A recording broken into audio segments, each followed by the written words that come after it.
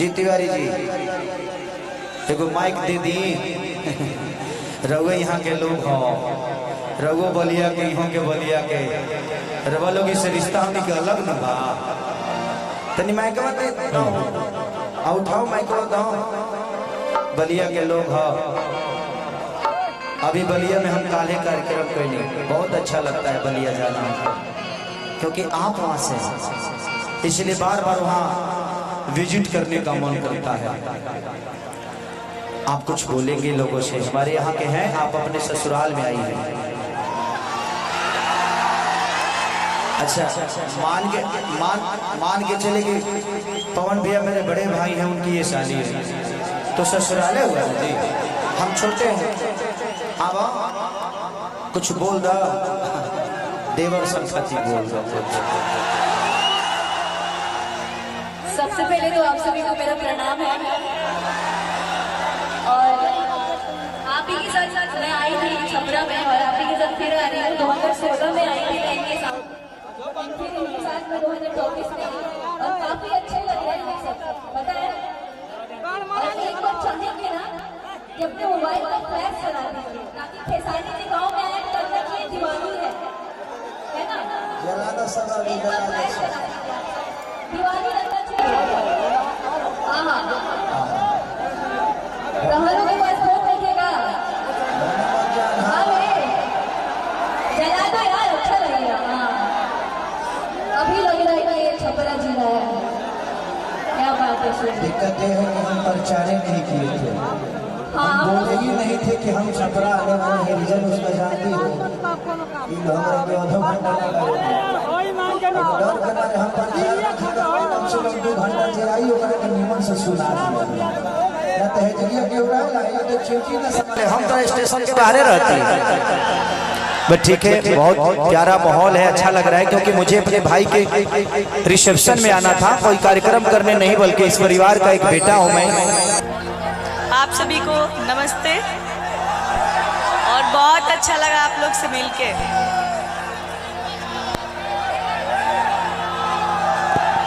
कौन बात ना, तुम मुँह से मत बोलिए, तू अपना कला से बोल दिया। ठीक है, आप कुछ बोलेंगे? मैं क्या बोलूं, आप सब बताओ क्या बोलूं इनके लिए। इनके लिए तो बड़ी आप कमाल है महाराज, आपका कोई जोड़ा है। मैंने हर जगह ये डायलॉग मरबू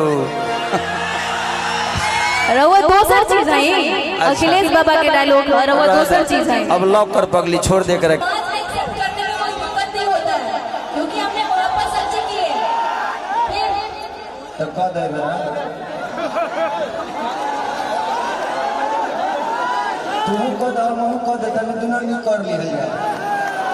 बिल्कुल रेडी है, तो पहले ही बताइए कि आप किस पे मोती हैं। हमारा पैसा मत करो। Thank you Dimple. इनके लिए बोलो चीज में क्या, प्यार किया बदनाम हो गए, प्यार किया बदनाम हो गए, चर्चे हमारे सरियाम हो गए। जालिम ने दिल उस वक्त तोड़ा जिस वक्त हम उसके प्यार के गुलाम हो गए। मने करे लगे दिल में, हमरा लगे ईटा पत्थर बा, खाली इकर दिल टूटत, हमार टूटत नहीं कि हमार तो बुकनी हो जाता। लेकिन आप गलत जगह दिल लगा ले रहे हैं सर। अरे तो पता कैसे चलेगा कि सही जगह कौन है? मैं भी गलत जगह दिल लगा लेती हूँ कभी। इस जिंदगी में मोहब्बत करने वाला सही और गलत समझ के प्यार नहीं करता, हो जाता है साला। अगर गलत सही समझ के प्यार है तो प्यार थोड़ी है, वो तो सौदा है। बात सही है। अब क्या करूँ, अब कितना तरह के हम कहें, कौन बात ना। जिंदगी में देखिए, डिम्पल पहली बार मेरे से मिली थी दिल्ली में, और इन्होंने गाना मेरा रूम में किया था, मर्द अभी बचा था, और ये इनके चैनल पे कम से कम 150 मिलियन है। और वहीं से डिम्पल का एक अलग है, भगवान की दया से, इनके अपने मेहनत और इनके काबिलियत से बड़ी प्यारी कलाकार एक हमारे बीच में आई है, काजल राज। आओ काजल, आओ।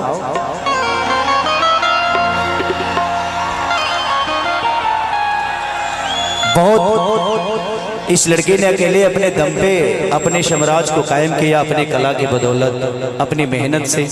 तो जिंदगी में कभी कोई कलाकार अगर मेहनत से आप सबका प्यार जीते तो उसको हमेशा आगे बढ़ाने की कोशिश करिए। थैंक यू काजल, इस नाम से बहुत लगाव है मुझे, क्योंकि आजकल हम काजल लगाना छोड़ दिए, सुरमा लगा रहे हैं हम। आजकल सपने भी नहीं आते मुझे, क्योंकि सोता ही नहीं ना। सपना आपको आएगा, क्योंकि सपना बहुत अच्छा देखते हैं आप। नहीं देखता क्योंकि सोता ही नहीं, दिखेगा कहां से कि चढ़ल जवानी जोर भइलबा,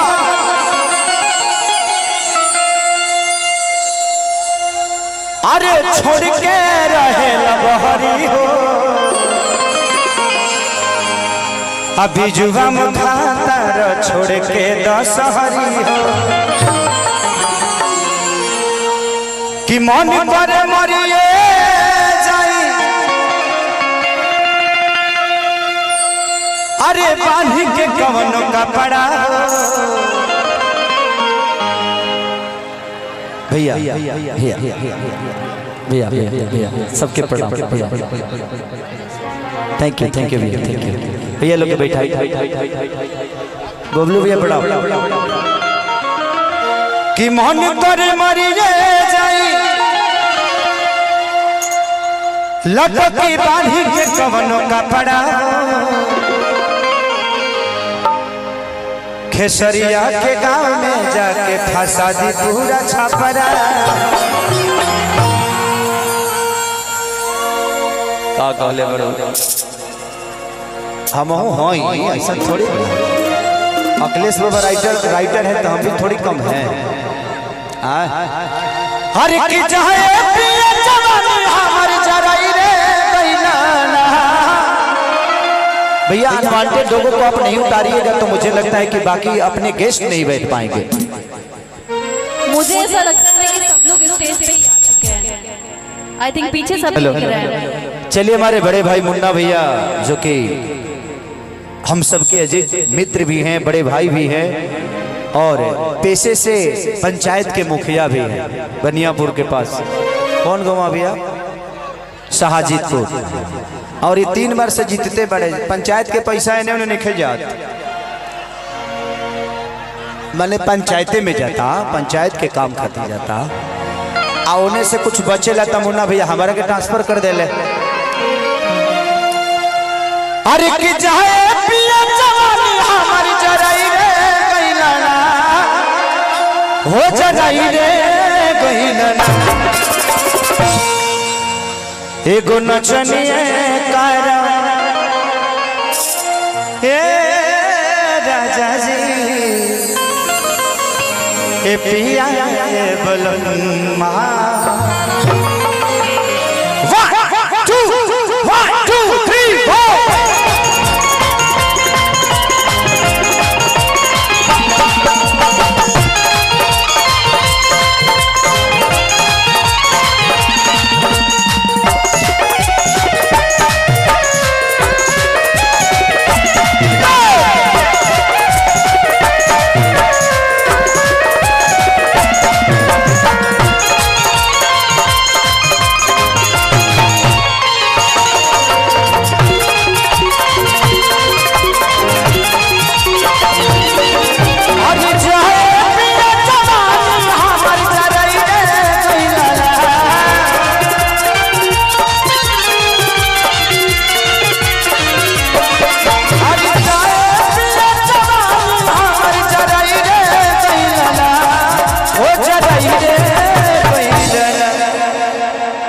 एक काम करिए, पीछे से लोगों को हटाकर थोड़ा सा खाली कराइए ना, थोड़ा सा पीछे से लोगों को, और एक 2 कुर्सी ला दीजिए।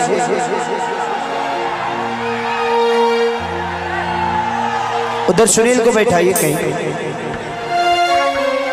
अब जानते ही हो सुनील के कार्यक्रम अपना ही है, क्या करोगे? व्यवस्था को खुद ही देखना है हम सबको। जितने भी बाउंसर हैं ना, प्लीज आप लोग इधर मत रहिए, मेन उधर सामने उधर रहिए, पीछे रहिए। आप लोग पीछे रहिएगा तब लोग पीछे रहेंगे। आप ही लोग आगे आते हैं तो उसकी वजह से बाकी लोग जगह पीछे देख के खड़े हो जाते हैं। एगो नचनिए कारण, एगो नचनिए कारण कनिया के भुलाई रे।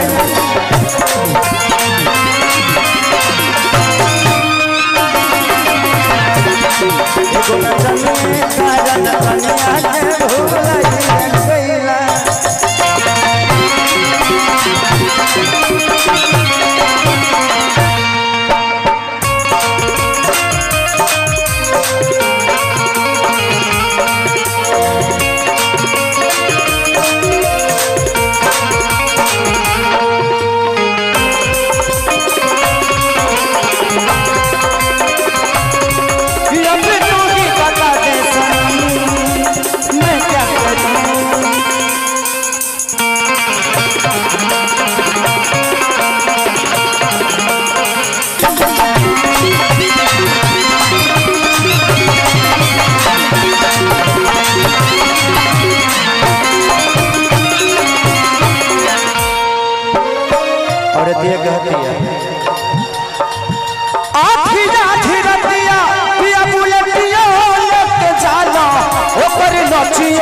देखे जाता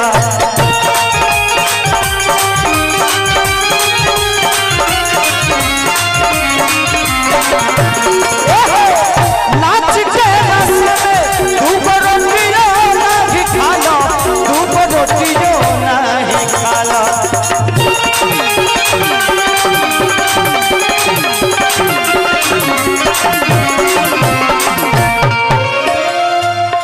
अरे की जाए पिया कमाई कुल्ही उड़ाई रे गइलना,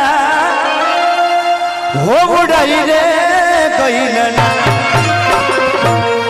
एगो नचनिए कारण, एगो नचनिए कारण कनिया के भुलाई रे गइलना।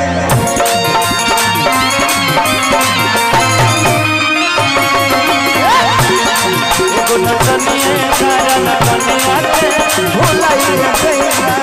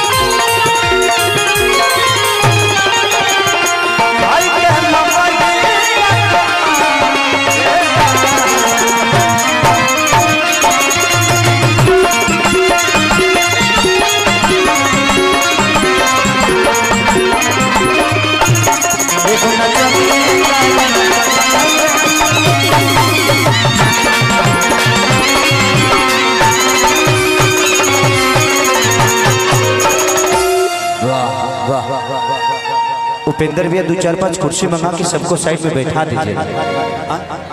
अच्छा ठीक ठीक ठीक ठीक ठीक ठीक ठीक ठीक। अरे भाई भाई हम भाई हम ओके थैंक यू थैंक यू। कि कितना न कही तू तो जागल रहता रा, ओनिए भागल रहता रा।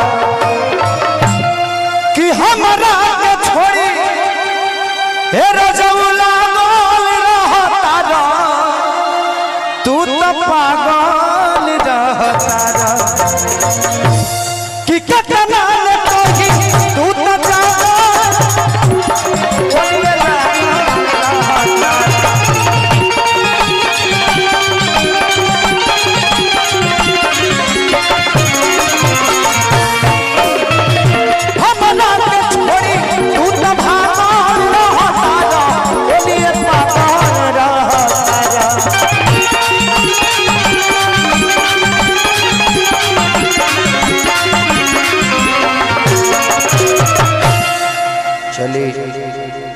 हमारे चीकू मामा जो कि हम सब उनके दुलारे हैं और हम सबके वो दुलारे मामा हैं। तो चीकू मामा के दोस्त उनके तरफ से हाँ असही दे देला के काम बा, छिटा छिटी पर ठीक ना लगेला। अभी तो बबलू भैया के तरफ साइले नहीं है, अभी सुनीलवा वहीं में पगलाइल बा। अभी तक कंपटीशन होखे वाला बा पैसा के, अभी कंपटीशन होखे वाला बा। ए बारा गाना बजाना कम, खाली पैसे लुटावे वाला बा लोग। देख लो बाबू, स्टेज छोड़ दो, पैसा से भरे वाला भाई। सपने रह जाए का रे हमार।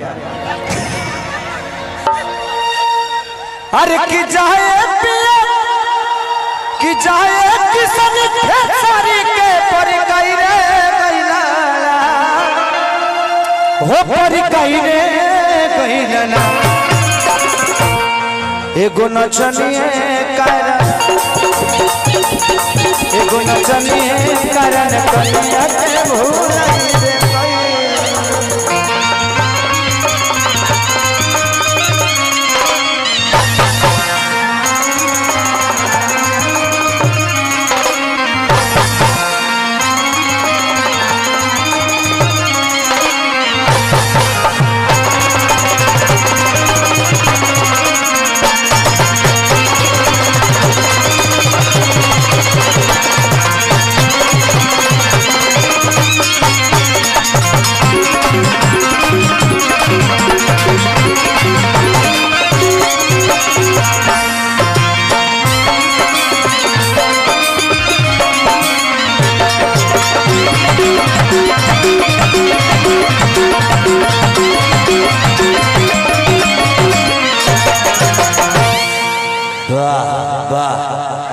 भाई